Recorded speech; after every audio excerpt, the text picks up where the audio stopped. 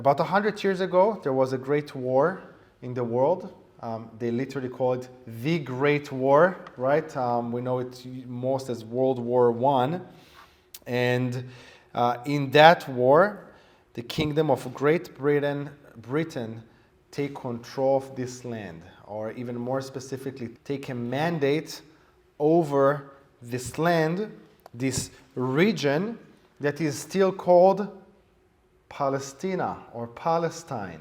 1923, the end of World War I, Great Britain gets a mandate over this region that is still called Palestine. And in this region, there are multiple ethnic groups living. There are some Jews, a couple thousands of them. My family, by the way, from my mother's side, mother is a 7th generation born in Israel. Okay, so that's just to kind of explain what I'm saying. My siblings, I was born here in North Carolina, here in the States, but my siblings are 8th generation born in Israel. So obviously before the 1920s, right? So there are a few thousands of Jews. There are more thousands of Arabs, both Muslim Arabs and Christian Arabs living in the land there, and as well as some smaller other ethnic groups like Armenians and Christians of other affiliations, some Catholics, all living in this region of Palestina. And all these people from all these ethnicities are called Palestinians because they live in the region of Palestine. I actually have an interesting picture to show you. This is my grandfather. He's 89, very healthy man. And this is an ID that he received in 1947. You can see on the top 8/6/34, that's his birth date, born June 8th. So it's called day, month, year, June 8th, 1934, that's his birth. Last name Kashtan, my grandfather. And I want you to see on the picture itself, at the bottom of the picture, it says Government of Palestine, Jerusalem District. This is my grandfather's Palestinian ID. On the right side, if you go, it says place of residence, Jerusalem. And when you go down, the fourth one is race. It says Jewish. Okay, so there were people with Palestinian IDs that in race said Jewish, and some of them said Arabs. All of them are called Palestinians. Okay, I'm a Palestinian in that matter. My grandfather was a Palestinian. We've been Palestinians for hundreds and thousands of years, all the way to the Roman Empire. Everyone who lived in that region was called Palestinian. By the way, that would be very, very similar to kind of put it in context of our life here. All of us live in Florida, right? We would consider ourselves Floridians.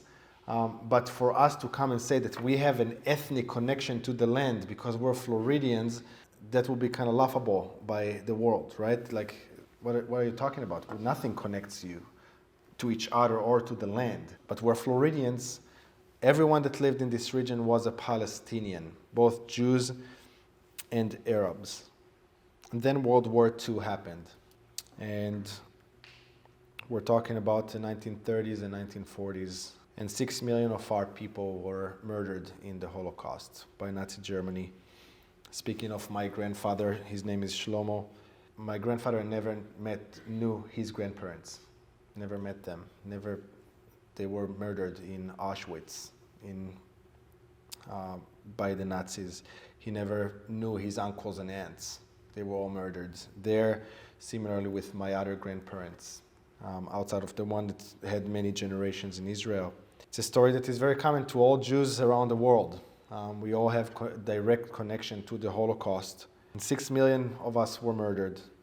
And the world realized this cannot continue anymore. And it was brought to the United Nations, and the United Nations voted and said it's time for the Jews to go back home. It's time for the Jews to go back to their homeland. Where is it?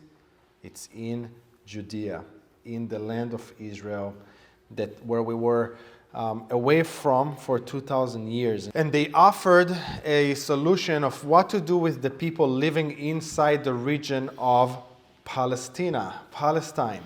And they said, how about the Jews take the land that is blue.